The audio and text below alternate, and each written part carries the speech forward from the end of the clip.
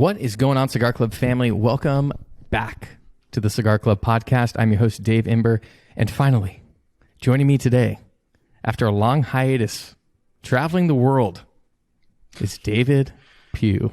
You've been the world traveler. What are you talking about? I've been having to watch from the sidelines. Pugh, it's amazing to have you back in the saddle for another podcast. It's felt incomplete without you. It feels good. It's been really surreal, like watching the podcasts that have gone up with you and Griff and TPE, and being like on the other side of things, not knowing what's coming up or what was talked about. It's been pretty cool, and I've enjoyed watching those while working and smoking cigars. But it feels good to be back. Yes, and you've been directing a lot of those from the other side of the camera, which has been great. And I mean, all those TPE podcasts are kind of a blur. So every time we post them, I actually enjoy going back to listen because I'm like, we shot like 6 in one day. I don't even remember what we talked about. Yeah, you probably shot as many cigars you smoked. Yeah, exactly. And so going back and hearing those is awesome. We still have, I think, 1 or 2 left that will come out, or maybe have come out by the time this drops on Tuesday. But just a lot of the past month has just been a lot of great conversations with new brands, old brands we've been smoking for a while, but have never sat down and talked with them or the people that make them. And I think that's what's so special about TPEs, having them all in one place. But we're back, 2 days, 2 pallets, live in action. The summer edition. The summer edition. And we've got really cool stuff to talk about, a lot of cigars. So let's get things started off correctly. Pugh, what are you smoking? I timed that up perfectly. Smoking, if you're watching on YouTube. Oh, baby. CigarClub Customs Volume 3 Patriarch. And, Dave's got the packaging of it right there. Smoked one yesterday and going in for number 2 today. Yeah, this is shipping probably as this podcast is coming out. These will be shipping. We, for the first time in Customs history, got the cigars in early and have let them sit and acclimate in our warehouse before turning around and shipping them. So they'll have a nice about week and a half to really have the temperature neutralize, humidity neutralize, not just like fresh off an air shipment or a cargo shipment across the ocean. So that's really exciting. But Patriarch, man, I'm really excited to hear your thoughts, and I want you to go like fully in because you smoked it yesterday, so you can kind of talk through the tasting notes. And it's really morphed. So when I first did the tasting notes for this cigar, and when we wrote the Insider a few weeks back, it wasn't fresh, but it was only about 2.5 months off. And the difference from that to now being another month chilling is, I don't want to say a different cigar, but it has changed. Not for the worse, for the better. Yeah. And it's just different. And so I want you to talk about what you are getting from it. And then I'll talk about what I initially got when we were blending it with Darren from Principal Cigars at KBF to once it's been 2 months off. And now it's what I think is even more different, which is such a cool learning experience doing customs that way and seeing the change that these cigars go through, still being a great cigar, but just having different characteristics. Yeah, and I think that speaks to just how good master blenders are, right? To be able to have this product that they're smoking the individual leaves, they put it together, they smoke it fresh, and they're like, oh, this is going to be a banger 3 years down the road after it sits. And then it is, right? Correct. And as we're seeing, it's, ooh, this is completely different. Oh, wow, this changed even more than what I anticipated. But right away yesterday, I took some notes as I was smoking it. Cold draw, milk chocolate. Yes. Like if you put a Hershey's in your mouth. No, if you put a Hershey bar in your mouth and just let it melt there and then breathe in over that, that was the cold draw. It was fantastic. First third, cedar, cinnamon, and a little bit of cinnamon. It wasn't overpowering, and then cream. And they kind of, the cedar was the top note, which is a word I'm going to start using more because I think it sounds really smart. Oh, the top note was cedar. The palate prints. And what I mean by that is just that was the main note throughout. The first third was cedar. And then that cinnamon and cream kind of just played in throughout the smoke. Cinnamon mainly on the retro, but it did kind of come in on the actual palate itself. And then moving into the halfway mark was the cedar was still there, but now a little bit of a cereal note. And this is Dave in a cigar. It was cinnamon, but it was the first time that I got Red Hots, like Red Hot candy. You've talked about it before, but I've never had the sweetness to associate with the cinnamon, and that really shined through with that one. And then the the cream was still there, and it gave me a Cinnamon Toast Crunch. Like putting it all together, it was Cinnamon Toast Crunch in that halfway through, and that was really, really enjoyable. And it's funny because from Picasso, our last customs release, we talked about Cinnamon Toast Crunch, but as the initial blend. When we tweaked the blend and we changed things, I wasn't getting that as much. Some people still say we're getting it. We were talking about Mexican hot chocolate, darker cinnamon, that vibe. This one to me, as it's sat, is more of that Cinnamon Toast Crunch vibe for sure. And I love that you're enjoying it. I love that we're all getting cinnamon. I don't know if there's going to be a release this year that doesn't have that heavy influence.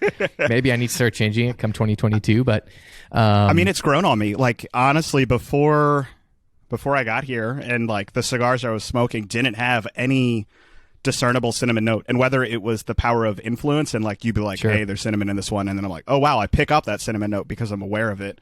Or if, the cigars that I started smoking, customs, you name it, I'm like looking for the cinnamon note because I enjoy it as well. The Red Hot was delicious.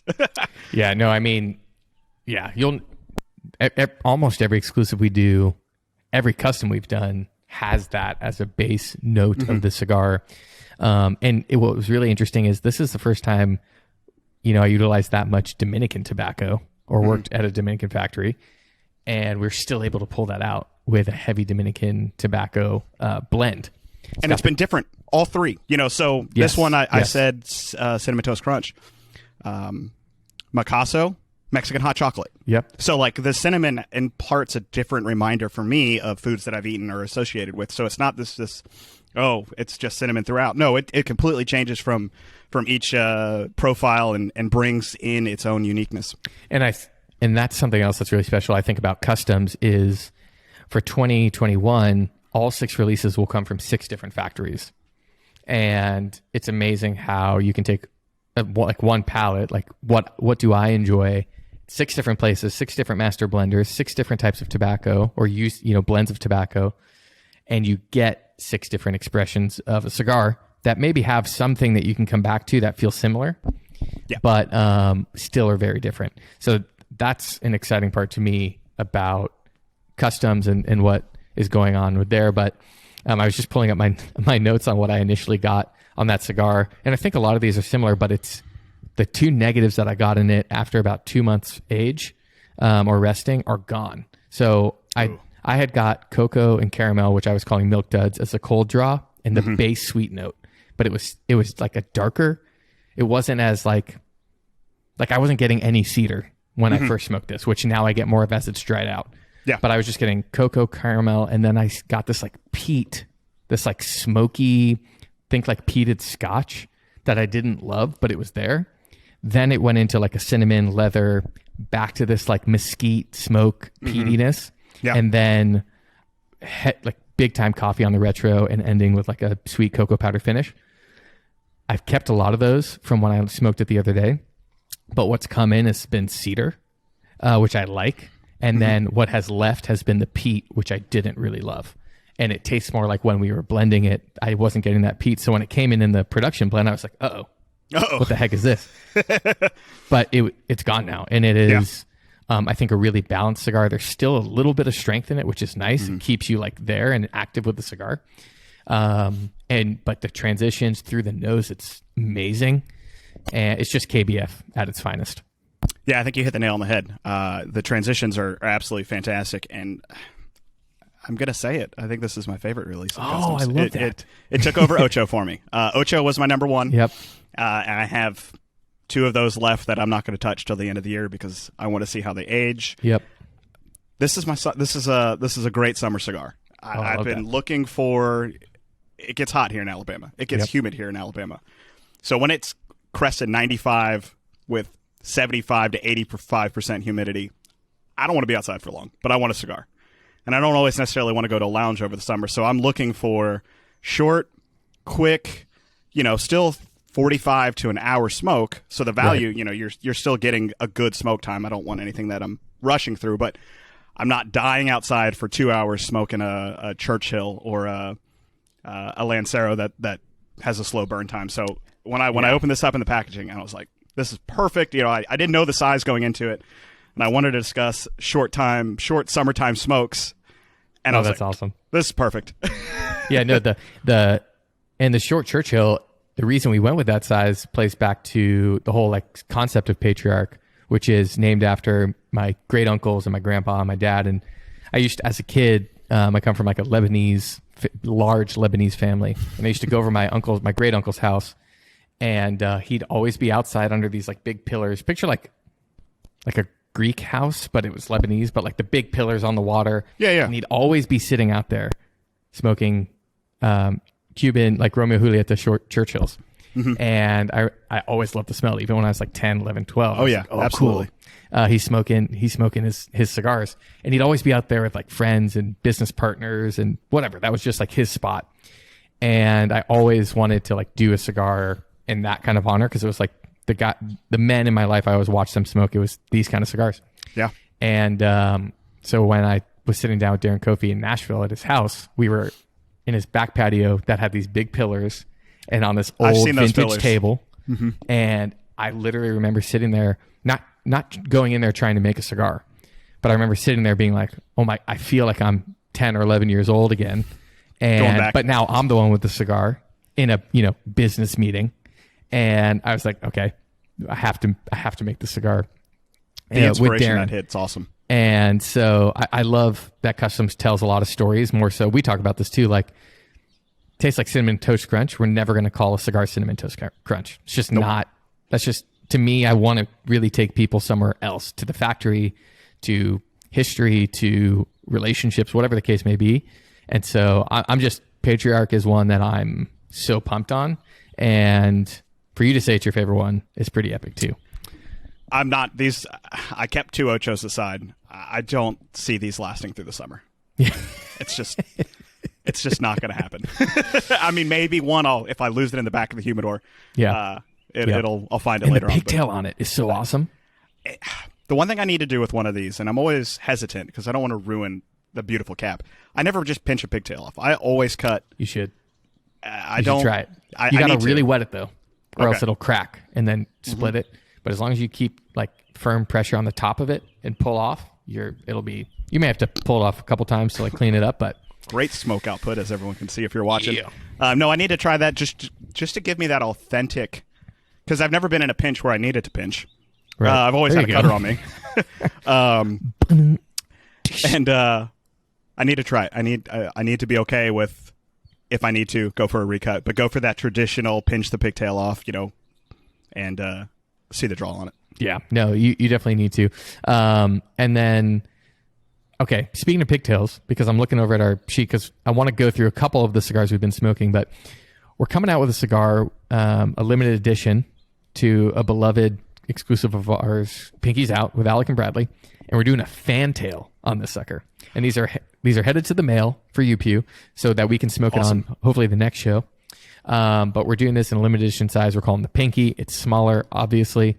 And the first time I ever saw fantail, have you smoked this? The La Polina Goldie? The Goldie, yes. I think I've talked about that one on before, because that's what it reminded me of. That is a phenomenal cigar from La Polina.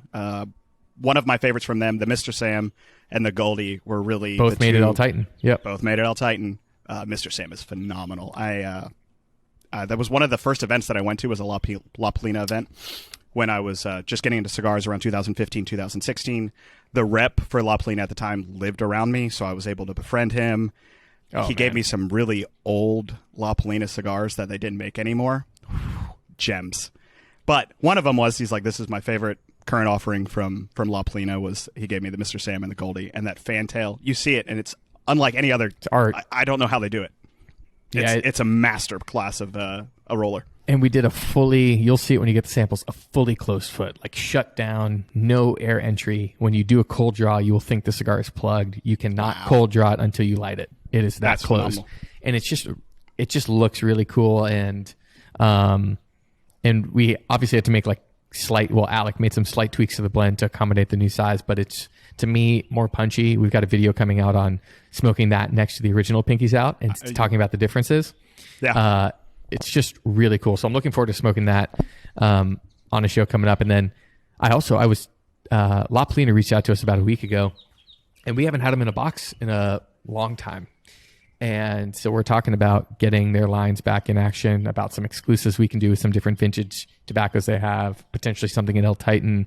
I'm really excited about, you guys are going to be hearing a lot more about La Polina coming up in the future.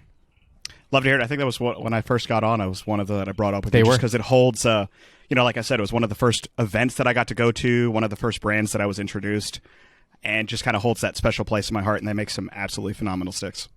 And that's like such a theme, I think, with cigar smokers. There's those brands that make good cigars, but also take you somewhere else to, like, they introduced me to great tobacco. They were the first cigar I ever smoked. They were the only cigars my dad smoked. I had this one at my wedding. And those are the brands that you really like cling to and like you feel almost connected to them. Yeah. And so I think we've always talked about it. Like Warped was one of the first boutiques I got into. Illusione was one of the first boutiques I got into. And there, it doesn't matter what is released from those brands, good, bad, and different.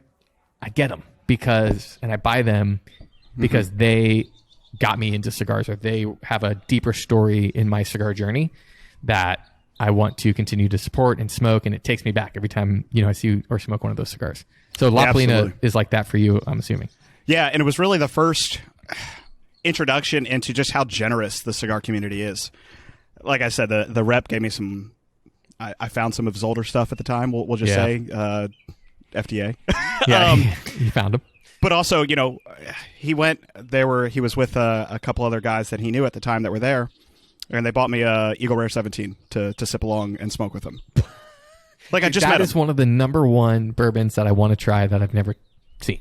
It was was it? No, yeah, Eagle Rare 17. The antique collection. Yeah, I just met the guy, and this was the second cigar event that I went to. Naturally, I'm up there just talking to him the whole time. Was when he doesn't have anyone that he's talking to. I'm not going to ruin his flow, but sit up there, smoke a cigar, asking the questions that I ask now, like what's in this one, what wrapper, binder, filler, because at the time, and I still am, but I'm writing everything down on my phone that I smoke. Yes. I'm writing origin, wrapper, binder, filler to figure out, because I didn't know what I liked at the time. So I was trying everything, writing it down, rating it, and figuring out what I liked. And so all these questions that I asked, he's like, oh, this guy enjoys smoking, kind of pulled me to the side, and we hung out. And like I said, Eagle Rare 17, and I think I smoked a Goldie at the time. Not too shabby. Not a bad But yeah, it's that generosity start. That I was like, wow, people in the cigar community are super nice and approachable. And I've paid that forward, maybe not Eagle Rare 17 forward, but certainly the generosity of like, oh, I really like this cigar, here, take it. Or talking about whoever. Yeah, and it just makes it that much more enjoyable when you can share what to you is a great experience with somebody else and watch them enjoy it the same way. It's like, yes. There's nothing worse though when you give somebody a cigar that you really like and they're like, nah. Or it's like, there's like still 3/4 of it in the ashtray and you're like, oh, you didn't like it. And that was my last one. And exactly. This is terrible for me. Can I go back in time and give you something else and smoke that one myself? But no, I totally agree. There's that level of generosity, camaraderie within this industry with the people who are truly passionate about it. And you can feel that, and it just makes you love a brand even more. Okay, so it's summertime, Pugh. It is. And you touched a little bit on it with Patriarch. You're loving the size because it's summertime smoke. What are the summertime vibes for you? What are you looking for beyond size? What profile are you looking for?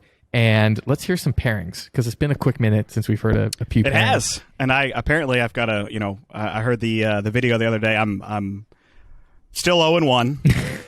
Ramsey's got his nachos, so he gets one. Cody had his cocktail, so he gets one. So I'm just really, really behind the 8 ball on this one. But for me, summertime, when I think of summer, obviously I mentioned it before, the heat, the humidity, not trying to stay outside for too long. So I'm looking for smaller Vitolas, shorter smokes that I can finish in 45 to an hour. But also I go to the lake a lot too during the summer. So I want something that I can enjoy at the lake. I literally get to the lake, walk my cooler down to the dock. It's jam-packed full of beer. And I get into a float and I sit there and I just smoke cigars while floating on the water all day. So I don't want anything that's also crazy expensive that if it gets wet, I'm going to cry over. So I'm looking, I'm not going to smoke a $20 Fuente or anything like that. So short smokes, profile, I like mild to medium in the summer. Yeah. If I'm going for a full-bodied cigar, it's usually late at night or in a lounge. So kind of like how people would treat beer seasonally. It's kind of how you treat cigars. Got it. Absolutely. Like I said, I don't want anything. I'm already sweating. I'm already dying outside. I'm probably miserable.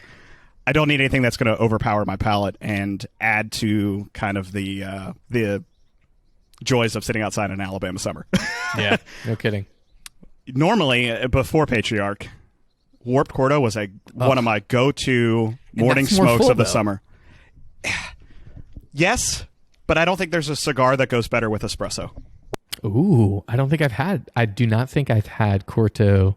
I could see that being killer with like a Cuban colada. A Cuban coffee, even. That would be killer. Or cortado. Great, just a cortado with a corto with a cortado. So that's just espresso and milk, right? Yep, 2 and 2. Steam milk, parts. Yeah. But yeah, that's my favorite morning smoke in the summer. Wake up, it's still, maybe low 80s, hasn't really kicked up too much. Drink that with some coffee, preferably espresso if you can. And you added another one to the new summertime list, the Principal Exclusive. Oh, dude. Are you kidding me? That cigar. We Phenomenal talked about cigar. on the last podcast, but every time I grab it, it performs the same. And it's so good. When CEO Jeff was in town last week, I handed him one to smoke, and he's like, dude, this is my cigar. Like, I just want to always smoke this. It's killer. So that'll be probably my new morning cigar. And then Customs 3 Patriarch will probably be my afternoon, evening type cigar. Both KBF. And both very different cigars. Absolutely. I haven't smoked. I think I smoked a pre-release of the Principal Exclusive, if memory serves me. Okay. I've held and I've just smelled. I was going to grab it today to smoke, but I wanted to smoke Customs again back, the day after. Just if I recall correctly, just this beautifully creamy. Yes. Just walnutty. Dances. Yes. Just dances in the palate. It was wonderful. Yeah. There's still big transitions that happen. There's still some pepper. There's still a little cinnamon, but the creaminess, it's that 10-year binder, 10-year Katuya binder. That is just creamy and tastes. The whole cigar tastes vintage. Like, that's the best way to describe that cigar to me. Yeah, going to my tasting notes on that one, I'm glad I had them down. I had a little bit of white pepper to start, and then you hit the nail on the head. Walnuts. I think we talked about this as I was smoking it, trying to figure out what nut we were both picking up on that one. Walnuts, and then fleeting cinnamon, and then just creamy cinnamon play back and forth to each other. Phenomenal cigar. Going to make for an excellent summertime smoke. No, absolutely. Yesterday we had a new brand in town, LH Cigars, which you guys have all smoked. Depending on how long you've been a member, you smoked the Nick and maybe the LH Connecticut that we shipped out several months back. But we're actually working on a new exclusive with him using the wrapper he uses on the Nick, which he doesn't use on anything else. But I was on the phone with him. I'm like, these are the notes I generally lean to. These are the tobaccos I like to use. He's like, I've got it. So 2 of those are coming your way. But I smoked it with Nick at the local shop here yesterday. And it maybe was the most chocolatey cigar I've ever smoked in my life. Almost more so than like Familia? More so than... Because to me, that's chocolate. Kind of, okay, gotcha. This was even sweeter, though. Oh, okay. It was like a sweet milk chocolate, and then some like pepper, cinnamon stuff that happened in the middle to like break it up and give it something else than just smoking a chocolate bar, which is fine too. Sounds delicious. But I'm really excited to keep pushing on that one, and it's made in Costa Rica, which I think is really cool at his factory there. That's awesome. That he owns and operates. So, a great I don't think Costa Rica gets enough credit for how good of cigars they release. Like, yes. Most people, it's when just you're hard to make cigar, them there. Supposedly, it's very expensive, and but yeah, and I think M. Bombay makes at his factory as well. I don't know if you've had those before, Pugh. I don't know. The name's very familiar. If you saw the label, I'm trying to pull one. If you saw the label, you would 100% recognize it, or at least have seen it anywhere. Gotcha. Okay, I see in the notes here. This is your big comeback, Pugh. I can feel it. I know. I was about to transition into it. Your big pairing, but before we do. Boom, boom, boom. We're going to take a quick break. We got a quick message. We'll be right back after this to talk about Pugh's bourbon cocktail of the summer. We'll be right back on the Cigar Club Podcast. Cigar Club family, what is going on? Dave here with CigarClub.com, and today I'm so excited to share with you a brand new Cigar Club partnership with our good friends at Ducks Unlimited. This brand new subscription in partnership with Ducks Unlimited launches today, and we can't wait to share it with you all and announce that we are partnering with them and their mission of conservation across the United States and giving back 10% of all revenue towards this new subscription and this new box. Check out these killer bags that all of the cigars through the Ducks membership will come with. It's the same great membership that you've come to experience with Cigar Club, just in partnership with Ducks. We've got some Ducks cigars exclusively blended for them that I'm working on right now, coming out on the back half of 2021, and a lot more really cool stuff in the pipeline, some more content coming your way. But in the meantime, if this is something that interests you, just head over to cigarclub.com/ducks and you can learn all about this amazing partnership and what we're doing alongside of such great partners like Ducks Unlimited. We'll talk with you guys soon, and as always, happy smoking. All right, and we're back here on the Cigar Club podcast. Hope you guys are enjoying this one. We're getting geeky with cigars today, and we got to bring in some spirits, some cocktails, some summer refreshers. Pugh, take us in to your cocktail of the summer. Going in line with shorter cigars for the summer, the Alabama Heat. In the summer, I look for really cold drinks. Normally, I'm a bourbon neat guy, so it's warm. 130 proof does not bear well with the Alabama Heat at 100 degrees. So I look for something that's going to cool me off, refresh my palate, keep me outside enjoying this cigar that I'm smoking. So I go for cool drinks. Now, I think every good bartender, not that I'm that person, but every good bartender has their take on an old-fashioned. Yes. There's a local restaurant near me that did this drink, and I stole it from them because it is the perfect cocktail for the summer for me. So it's a take on an old-fashioned. They called it the Bourbon Beat, and I love the name. Yep. Bourbon Beat. I think it was just fun play of it. So it's 2 ounces of bourbon. I like Elijah Craig, just their small batch. I think goes really well with it. 94 proof? Yep. And the other day I actually used McKenna Bottled and Bond. I upped it up a little bit. Nice. And if you can get it at $35, I think that's a wonderful bourbon to drink neat or to use in your cocktails. It's not overly expensive if you can find it at that price. Correct. So you don't feel guilty using a really high-end bourbon in a cocktail. But I think it went really well with it, and I almost would say it probably beat out Elijah Craig in it. Okay. But Elijah Craig small batch is much easier to find. So 2 ounces of that. A splash of vanilla simple syrup. Now, in the past, I have made my own. Same. If you have the With vanilla time bean.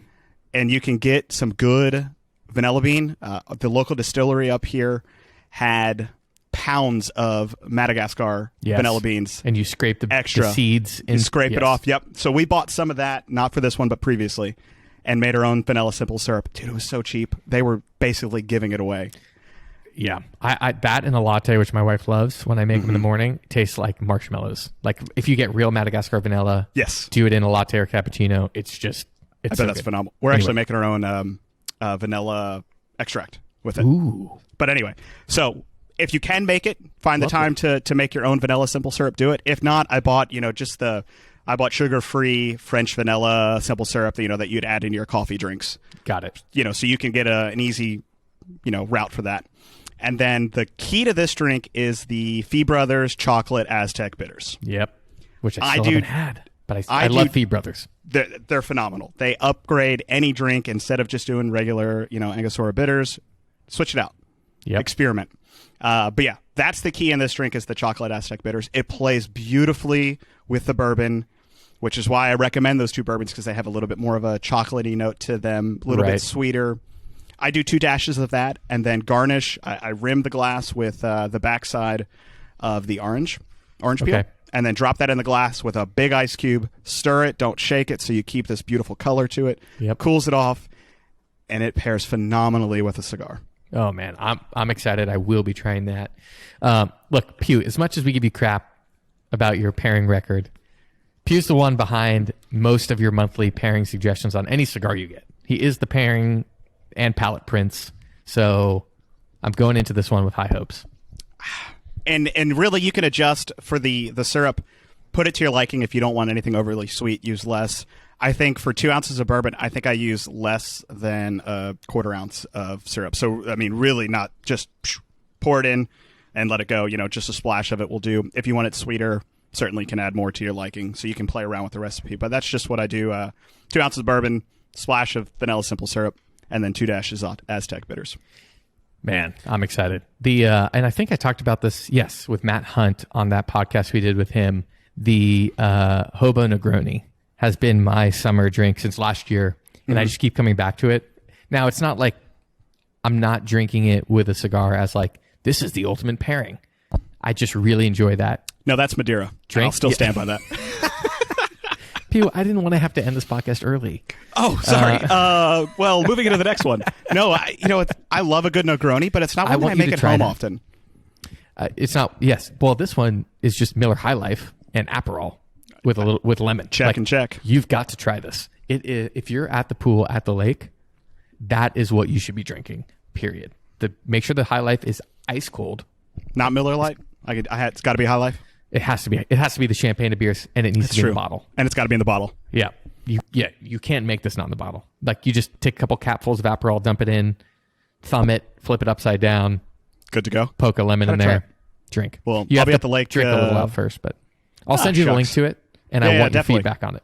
And right, cool. If you're just smoking like a nice like Connecticut or like a medium-bodied cigar that you're just kind of, you're not really sitting there like dissecting it, you're really just enjoying the moment, having a cigar, then this is a great cocktail, if you will, to just refresh your palate. And well, then I'll be at the lake in 2 weeks. Ooh, Lake Day. So for Father's Day. So I'll be sure to snap a picture of me floating, smoking a cigar, and drinking my High Life. Yes. I'm excited. If it doesn't look red, I know you're lying. Exactly. What did I smoke on the... Oh, yeah. Speaking of like how you shouldn't smoke really nice cigars on the lake, I broke that rule and smoked the new Mil Diaz limited edition Escogitos. Yes, but I think you sent me a picture of that. It was like 5 or 6 o'clock, and we were just like trolling very slowly. So it was kind of like being on a floating cigar lounge. And it was a perfect scene. Like it's one of those times I don't really like. It didn't matter what cigar it was, as long as it was performing fine. It was that moment of total like tranquility with a cigar. That is why I love smoking cigars on the lake or on vacation, because it's just like, it's what I love to do. And I love smoking stuff that, especially out if I'm on vacation or something, not a project we're working on, not a custom, like nothing that I want to sit and critique. Yeah. I want somebody's like finished product, like a limited edition Mil Diaz, and just to enjoy what they've made. So that was a great moment. Yeah. Yeah, no, that's literally why summertime's my favorite. Despite the Alabama heat and despite, the inability to just go outside no matter what, when I want to and smoke a cigar, going to the lake and smoking cigars is my favorite thing. We'll get there early in the morning. I'll get a nice hot cup of coffee, and I'll sit out on the balcony or at the dock and just relax. It's like a vacation in a vacation. It's double vacation. It is. It is. Speaking of vacation, this is not a vacation, but it kind of feels like it anytime I go to Key West. We've got Key West coming up at the end of this month. I'm going down to see Danny DeFabio from Rodriguez Cigars. Kind of where a lot of stuff for me at least started with actually working in cigars, and the connections that I've made, and then all the stuff we've been doing has really come from Danny and then spread throughout. So we're going to be shooting a really cool video on our 4th CigarClub Customs down there, which is one that we smoked on with the Purito packs. Okay. That Purito podcast we did, we had talked about what we liked about the cigar, what we didn't like. And we had talked about making changes, adding more of the HVA Ligero to get more of that sticky cinnamon. That cigar's coming to you as well. It's done. Ooh. It's finished production 2 weeks ago. And Hostos sent some up to us. It's coming out of La Isla. And so you'll be able to smoke that with the changes that we talked about and made to it. And you can smoke it, and then we'll talk about it. Yeah, I'm excited for that one. That'll be cool to come full circle. I'm really excited about that. And then also our Purito pack is happening, and those cigars have been made, and the Puritos have been made. So stay tuned for that, because I know a lot of you who listen to this, who watch FA4, who are on our Facebook group, you guys have been excited about this Purito box that we're putting together, where we're going to send you 4 different tobaccos, single leaves that you can smoke, and then a handful of cigars of them in the blend, and see what you can pick out just basically how we go and how we start when we're working on a new blend. So that's going to be really cool. I say all that just because we're going to be talking about that in a factory in Key West, where kind of the whole idea of customs really started for me. But then beyond that, me and Danny haven't done much content in person together since our trip January of 2020 to Nicaragua. Yeah. And we're way overdue. And so we've got some new projects coming out with him. He wants to take the Cigar Club family on the full Key West experience.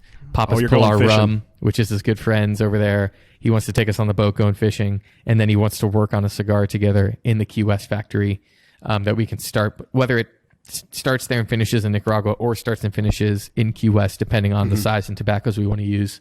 We're just going to sit down and really have fun, play around with it.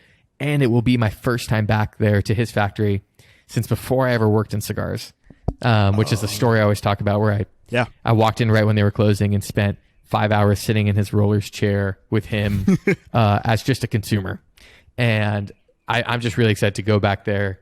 It's just going to be a surreal experience. It's like a bookend to your journey. Last time I was here, I was geeking out over Corojo seed varietals and was nowhere near the industry. And now I'm back here 2 years later, 2.5 years later. And, you know, Danny's family to us. And I'm sure I'll go up into his aging room and find the original Cigar Club Customs Algo Sincero up there. I'm sure I'll find more Familia and just projects we've worked on, blends we've worked on. And it's going to be a very cool experience. So we got a lot of videos coming from that we're going to be able to share with everybody, but pumped for that trip coming up. Yeah, that'll be exciting. Like I said, you know, kind of a bookend to the start of your journey, bookend to the now that you're in the industry, and then kind of restart, you know, the next chapter in the story. Yeah, totally. So I'm sure a lot of cool cigars will come from that. I really am excited as soon as I can get my butt to UPS, which I promise I will today for you, Pugh, and start getting you all of these cigars that we're sampling and working on, obviously to get your feedback, and then to be able to bring that to this platform, to our podcast, and talk about them and give people an even deeper understanding of our process with that, what that all entails. It's so much fun, and it's stuff that I wish I was able to know more about before even working in here, as I'm sure you are too. Mm-hmm. Yeah, it's one of those, like, when we sit down and smoke cigars together of a new blend or something that we're tweaking, whatever it may be, we just need to, like, unknowingly hit record and just talk about it and pretend we're not recording and then just post that. I know. We'll try our best to do that with this next round when you get these cigars I'm sending you, and just talk through them, light some of them up, put some of them down, like just being really open and honest about what we're smoking, what we're enjoying. Because there's a lot of cool stuff coming up in the pipeline. Ranger's officially in production, which is great. And Customs 4 is done. Customs 5 is in production now at the La Corona factory in Esteli, where Sereno makes up most of their cigars. And 6 will go into production when I'm in Key West, because it's going to be the return of Algo Sincero. I was going to say, I never smoked the original Algo Sincero, so I'm excited to kind of get an idea of what that blend tasted like. Maybe if you find any there, you can grab one for me. I definitely will, because I have one left that I want to smoke before I go, just to jot down some final notes on it, because it's been a while since I've smoked that cigar. And only having one left, it's like hard. I'm like, this is the first project I ever worked on. It's like hard to have zero. And like, but I'm like, what am I going to do with it? Like, just look at it. It doesn't even have a band on it. It's true. It's made to be smoked, but there's also that special, you know, you look at it and you go, that's where it started. Yeah, 100%. But we got photos for that too. So true. I'm going to smoke it, I think, and see what how it's aged. I think that's really cool too. And then what size we're going to kind of bring it back with. But that's going to be a really cool process of returning a blend back to market. Absolutely. And then, like you said, speaking of that aging, smoke it now and figure out, okay, this completely shifted, or this completely, you know, lost all its strength. If you want something to age, you could tweak it for that. Or if it's like, hey, cool, let's smoke these. You know, I recommend smoking these right away. You're able to give the recommendation based off the previous iteration of it. Right, because my favorite still to this day was 60 days off at the 2-month checkpoint. It was, I just loved it. From about 2 to 4 months was my favorite. It still smoked great after that. I just remember my ultimate favorite was this 2-month window, which is really cool. And I'll definitely, when we ship that cigar out, we'll put in the insider in the notes, like, you know, this is the best time to smoke it. It's still Yeah. going to be great, but ultimate favorite big flavor happens fairly Right around fresh this with mark. that blend. Yeah. So anyway, a lot of cool stuff coming up there. Pugh, any final thoughts? Anything we skipped out on? Anything the Cigar Club family needs to be made aware of? Gosh, there's so much. I don't know where you start. I think we've done a really good job of kind of touching base on what's coming out. Probably, like you said, Customs 3 will be out when this launches, and then just the work that goes into 4 or 5 exclusives coming up. There's a lot of just tweaking and blending and getting comfortable with where it's at, and having an idea of like, all right, this is I could tweak this forever, but I think this is going to be what we need to release it as, and not overthinking it every time. But yeah, a lot of things coming out. Looking forward to the summer smokes. I want you to try the bourbon beat. Hopefully, I'm not 0-2. I'll go get the Aztec bitters, and I'll make some simple You'll syrup regret at not home. having those before. The Aztec chocolate bitters are just phenomenal in any. I've had their walnut drink. bitters in an old fashioned before, and it was excelente. It was I a have not had totally different take on that, and I really enjoyed it. So I'm positive that this will also feel in the same way, like make you kind of, what the heck am I tasting here? I would bet a splash of those in just a bourbon neat would be even good too. Mm-hmm. I haven't tried it, but I don't see why I want it. No, I'm sure anything Fee Brothers has put out that I've had has been incredibly enjoyable. Man, and then next podcast we will tease the new product that we are coming out with. It entails leather, a zipper, places to put your cigars. Don't know what that is. Coming soon. That'll be awesome. We'll tease that out because we just got the final run of the production, because we designed this one ourselves, which is really cool. Chose all the leather, all the buckles, the colors, the finishes, the handle length and dimensions. We've been working on this for about 2 months now. So hopefully by quarter 3, I think, end of quarter 3, you guys will be able to purchase this. But next episode on the podcast, we'll break it out. Great tease of a tease. Announcement of an announcement. I like the it. announcement of the announcement on the announcement. Awesome. No, it feels good to be back. I've been itching. It's been a while. There are a lot of stuff going on over the last several weeks, and it feels good to get back. The weather held off. We're supposed to have rain for like 2 weeks, and it's pouring here in Cincy. It's actually quite comfortable outside right now, and so it was perfect timing. Well, Pugh, finish up your Patriarch. Enjoy it. Get your retros in. Sit back, relax, and great to be back. Absolutely. 2 days back in the saddle, talking cigars. All things coming out with Cigar Club and beyond that too. I'm excited to talk about what we're putting in June's boxes on the next show as well. And thank you guys for listening. Hope you were smoking a cigar, kicking back with us. I know a lot of you Tuesday at 9 a.m. are hitting play Driving on to work. Spotify, Yep. driving to work. And we love when you share it on Instagram that you're listening or watching. It's really encouraging to keep making this kind of content and know that you guys are interested in what we have to say. So as always, like this video if you're watching on YouTube. Drop a comment if you are also watching on YouTube. And then as always, you can download the videos on Spotify, Apple Music, and Google Podcasts. Everything. All right. Until next time, Sir Pugh, it's been a pleasure. Always is. And we'll talk to you guys soon. Same time, same place. Happy smoking.